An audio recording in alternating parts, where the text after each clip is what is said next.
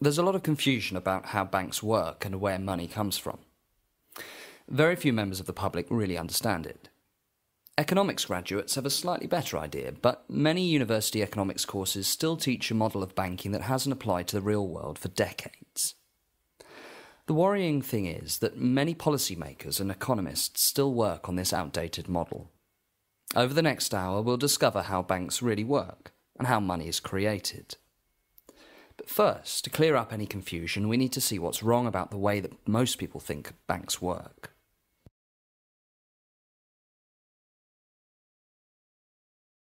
Most of us had a piggy bank when we were kids. The idea is really simple. Keep putting small amounts of money into your piggy bank, and when a rainy day comes along, the money will still be sat there waiting for you. For a lot of people, this idea of keeping your money safe sticks with them into adult life. A poll done by ICM on behalf of the Cobden Centre found that a third of the UK public still believes that this is how banks work. When they were told that actually the bank doesn't just keep your money safe waiting for you to return and collect it, they answered, "This is wrong. I haven't given them my permission to do so." So this idea that the banks keep our money safe is a bit of an illusion. Your bank account isn't a safe deposit box. The bank doesn't take your money, carry it down to the vault and put it into a box with your name written on the front. And it doesn't store it in any digital equivalent of a safe deposit box either. What actually happens is that when you put your money into a bank, that money becomes the property of the bank. That's right. The money that you put into the bank isn't even your money. When your salary gets paid into your account, that money actually becomes the legal property of the bank. Because it becomes their property, the bank can use it for effectively anything it likes. But what are those numbers that appear in your account? Is that not money? In a legal sense, no.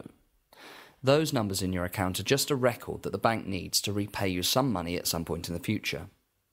In the accounting of the bank, this is recorded as a liability of the bank to the customer. It's a liability because the money has to be repaid at some point in the future.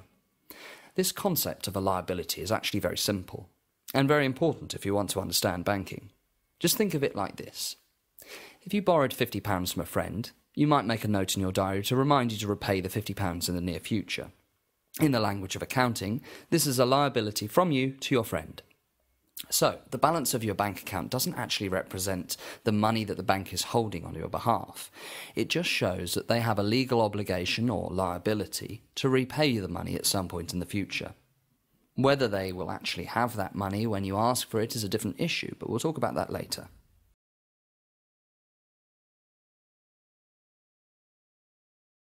Now, the other two-thirds of the UK public have a slightly better understanding of how banks really work. These people think that banks take money from savers and lend it to borrowers. The Cobden Centre poll that we mentioned earlier asked people if they were worried about this process.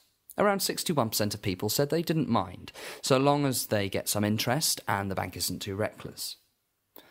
This idea of banks as middlemen between people with spare money and people who need to borrow money is very common.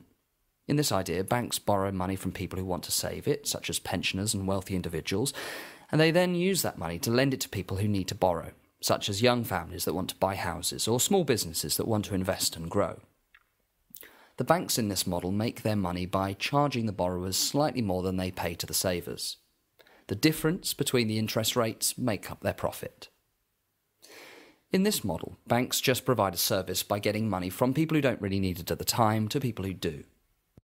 This implies that if there's no one who wants to save, then no one will be able to borrow. After all, if nobody came to the bank with savings, then the bank wouldn't be able to make any loans. It also implies that if the banks lend far too much, far too quickly, then they'll eventually run out of money to lend. If that was the case, then reckless lending would only last for a short time, and then the banks would have to stop once they ran out of people's savings to invest.